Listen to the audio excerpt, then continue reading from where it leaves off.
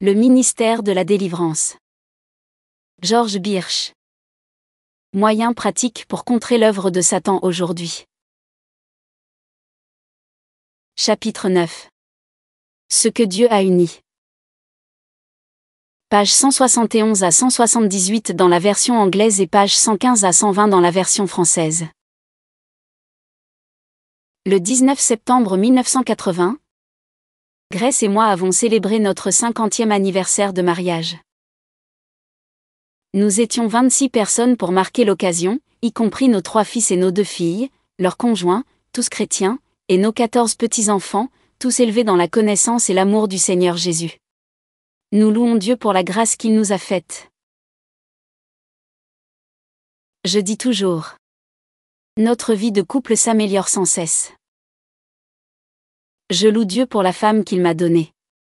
Nous avons cherché à connaître et à faire la volonté de notre Seigneur, à respecter chacun ses instructions concernant les rôles du mari et de la femme, telles qu'elles sont données dans Éphésiens 5 versets 22 à 33 et dans d'autres écritures, et à garder une ardoise propre entre nous.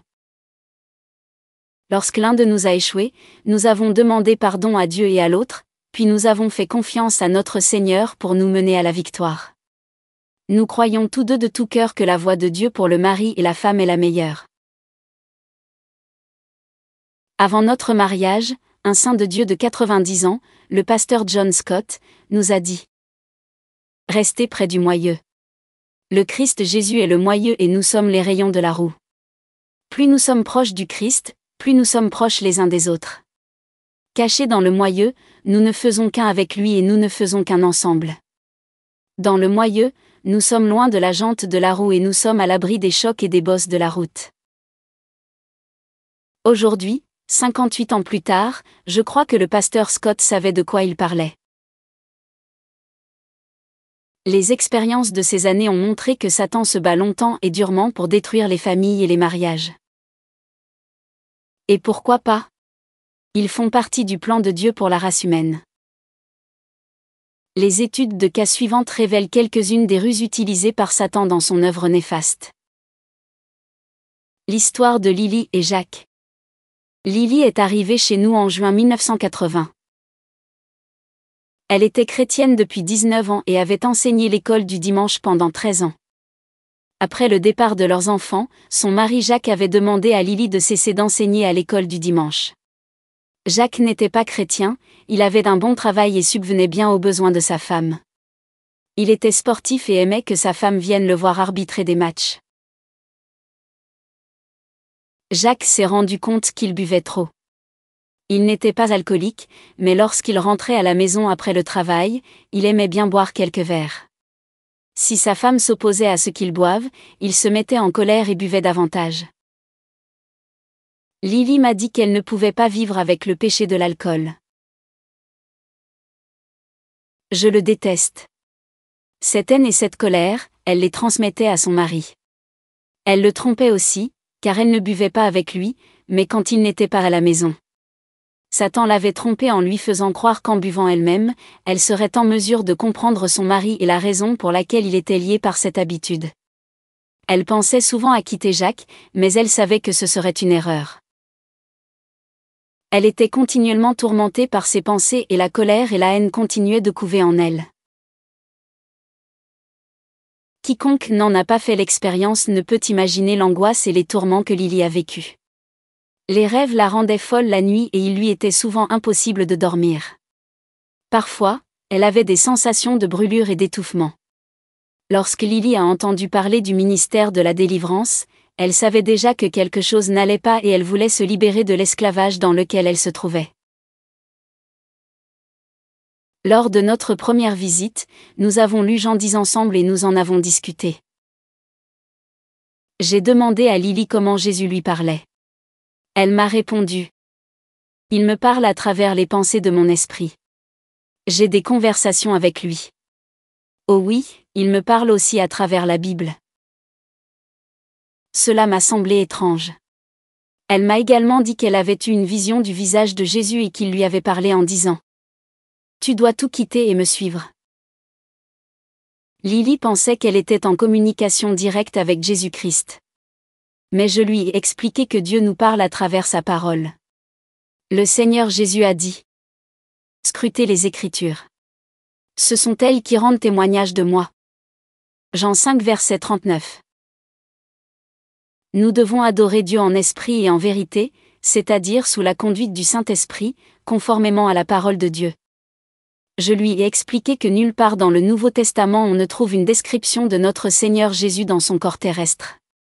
Comment alors cette vision du visage de Jésus pouvait-elle être une véritable vision du vrai Seigneur Jésus-Christ? Une autre fois, Lily a eu la vision d'une lumière qui venait à elle. Là encore, elle pensait qu'il s'agissait de quelque chose de bon, mais je lui ai rappelé que Satan pouvait aussi apparaître sous la forme d'un ange de lumière. Une fois, lorsque Jacques a demandé à Lily de l'accompagner à un match de football lointain, elle n'a pas voulu y aller. Ce jour-là, seule à la maison, des mots sont sortis de la bouche de Lily. Je pense que tu iras à Seattle. C'est à ce moment-là que Jacques lui a téléphoné et lui a demandé: Tu y vas? Elle a répondu: Oui. Une autre fois, Jacques a refusé qu'elle aille à l'église. Une fois de plus, seule dans la maison, Lily se demande à voix haute: Pourquoi ai-je dû rester à la maison? Une voix est sortie du tourne-disque et a dit: Tu l'as fait pour moi. En étudiant la parole et en priant, Lily s'est rendue compte que Satan l'avait trompée. Lorsque nous avons ordonné, au nom de notre Seigneur Jésus-Christ, à l'esprit qui communiquait avec Lily de ses manières étranges de donner son nom, il a répondu: Alfred. Selon son propre témoignage, il avait été envoyé par le diable et son travail consistait à mentir et voler et à ne pas vouloir qu'elle aime Dieu. Elle a été envoyée dans la fosse ou puits de l'abîme au nom du Seigneur Jésus-Christ. Comme Satan est subtil. Il vient pour voler, tuer et détruire. Satan est le grand trompeur et le faussaire. Mais comment savions-nous que ce n'était pas le Seigneur Jésus lui-même qui était apparu à Lily et lui avait dit: Abandonne tout et suis-moi? Ces paroles ressemblent beaucoup à celles de notre Seigneur Jésus-Christ, mais qui les a prononcées à Lily? Il n'était pas difficile de savoir que ces visions, ces signes et ces voix venaient du diable pour les raisons suivantes. 1. Nous marchons par la foi et non par la vue. Nous sommes sauvés par la foi et nous vivons la vie chrétienne par la foi. Romains 1 versets 16 et 17. 2. Satan agit par la chair et par l'esprit. Éphésiens 2 versets 1 à 3. Il agit en introduisant des pensées dans l'esprit. Lorsque ces pensées sont acceptées, les démons entrent en jeu. Des pensées comme des voix et des signes peuvent être données. Il s'agit alors d'un phénomène sensuel, qui n'a rien de spirituel. Elles ne sont pas fondées sur la parole de Dieu. 3. Nous ne connaissons pas Jésus-Christ selon la chair. Paul dit: Si nous avons connu le Christ selon la chair, ce n'est plus ainsi que nous le connaissons. 2 Corinthiens 5 verset 16. En d'autres termes, nous ne connaissons ni n'adorons notre Seigneur Jésus en termes de chair. Cette vision du visage de Jésus devait être une contrefaçon. 4.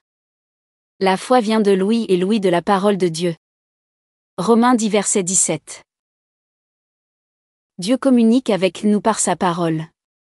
Nous croyons à sa parole et nous l'adorons par la foi, en esprit et en vérité. Nous n'avons pas besoin de son, de vue et de vision sensuelle. Cela relève de l'âme et de la chair.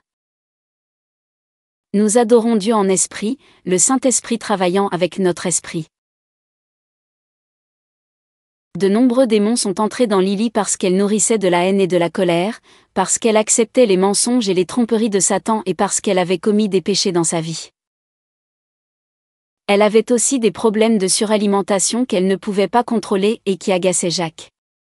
L'ennemi essayait de briser leur mariage et elle avait coopéré en croyant à ses mensonges. Lily est finalement parvenue à la fin d'elle-même et était prête à se soumettre pleinement à Dieu et à faire face au péché. En confessant ses péchés à Dieu et en réclamant la purification par le sang du Christ, elle a repris tout le terrain qu'elle avait cédé à Satan. Lorsque les démons de la haine ont reçu l'ordre, au nom de notre Seigneur Jésus-Christ, de donner leur nom, le premier nom était Whisky.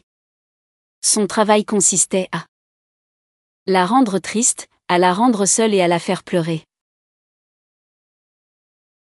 Nous constatons que lorsque les gens sont envahis par des esprits maléfiques, ceux-ci ne se contentent pas de troubler leur esprit, mais s'attaquent également à leur corps. Lily était ménopausée et souffrait d'éclairs, de brûlures et de suffocation. Elle était souvent effrayée et tourmentée la nuit. Après avoir été libérée, les flashs ont diminué et les sensations de brûlure et d'étouffement ont disparu. Elle a pu dormir confortablement la nuit. Un démon de la haine dans Lily a donné son nom à Jésus.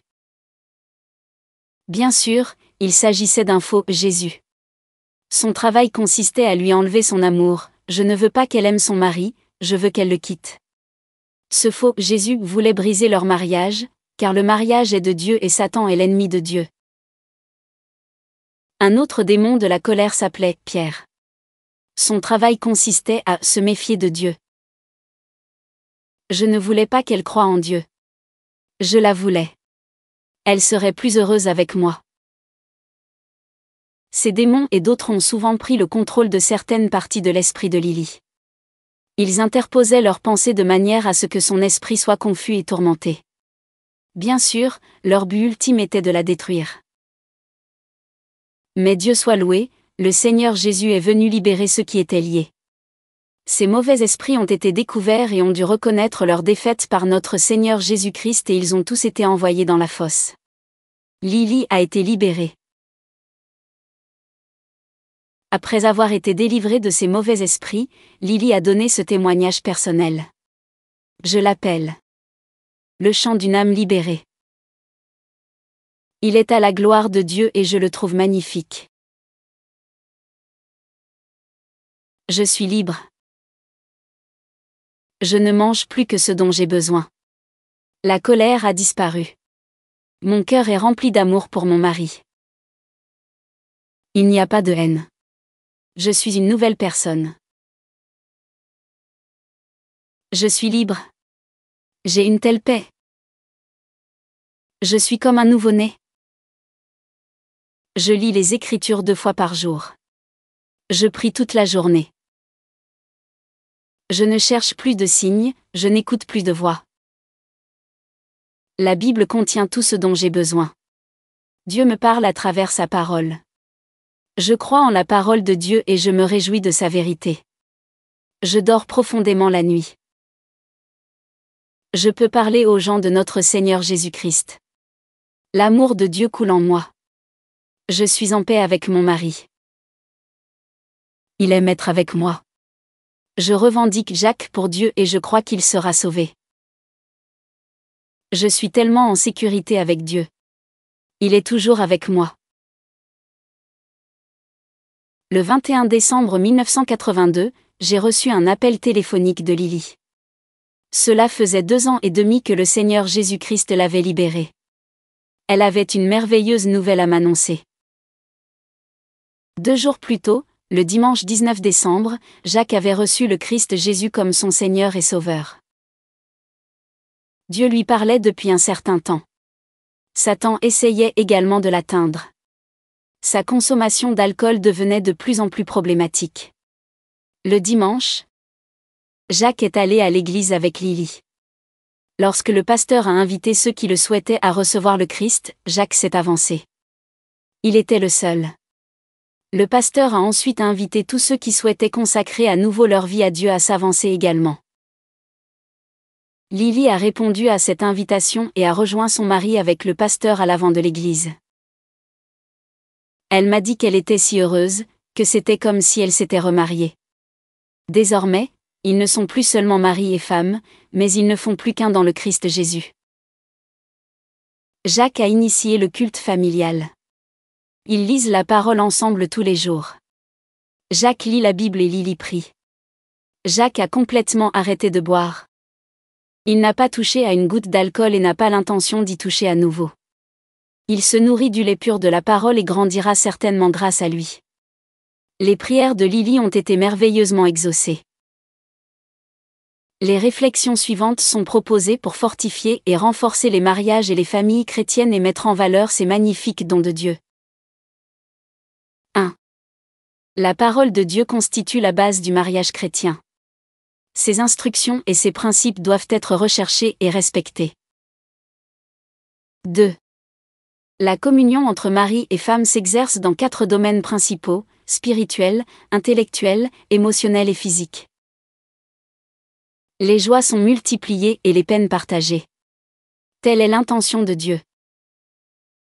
3. La relation entre un mari et une femme présente un avantage unique, ils sont 2, mais ils ne font qu'un. Les promesses scripturaires pour 2 peuvent être revendiquées par cette équipe. Matthieu 18 verset 19 et autres. 4. La communion chrétienne entre mari et femme se développe non seulement à la maison dans la prière et la lecture de la Bible, mais aussi en fréquentant ensemble la maison de Dieu. 5. La communication entre le mari et la femme doit être respectueuse et de haut niveau. Cela est possible même si l'un des partenaires n'est pas chrétien. Le Saint-Esprit renouvellera et éclairera leur esprit lorsque le couple partagera de cette manière. 6. Les maris et les femmes doivent s'encourager mutuellement dans leurs rôles respectifs. Bien que l'homme et la femme soient égaux devant Dieu, il leur a assigné des rôles différents et chacun doit s'efforcer d'obéir aux injonctions d'Éphésiens 5 versets 22 et 23. C'est en obéissant au plan de Dieu que l'on s'épanouit le plus. 7. Soyez aimants et amoureux aussi longtemps que vous vivrez. Ce fruit de l'esprit doit dominer la relation mari et femme.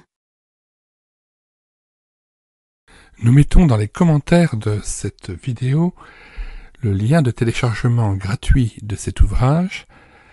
Le téléchargement se fera à partir du site internet médiathèquechrétienne.fr, site que j'ai bâti en synergie avec cette chaîne YouTube Elle écoutait sa parole, afin d'assurer la réédition numérique des ouvrages chrétiens épuisés et non réédités. Comme l'était cet ouvrage, nous vous invitons donc à vous rendre sur le site internet médiathèquechrétienne.fr afin de pouvoir profiter et de pouvoir télécharger gratuitement les 1000 ouvrages que nous avons déjà numérisés et mis à votre disposition. Il n'est nul besoin de s'inscrire, vous pouvez directement accéder à partir de la page d'accueil à l'onglet Livres et là regarder les dizaines d'auteurs et les centaines d'ouvrages qui sont déjà disponibles en téléchargement gratuit. Si vous voulez connaître les différents ouvrages que nous numérisons tous les jours et présentons sur cette chaîne YouTube Elle écoutait sa parole, les audiobooks que nous prenons en charge, les albums ou BD que nous lisons avec caméra de document, mais aussi les cantiques que nous mettons en parole, afin de nourrir votre louange individuelle ou en assemblée, abonnez-vous à cette chaîne YouTube Elle écoutait sa parole. Nous vous disons au revoir et à bientôt.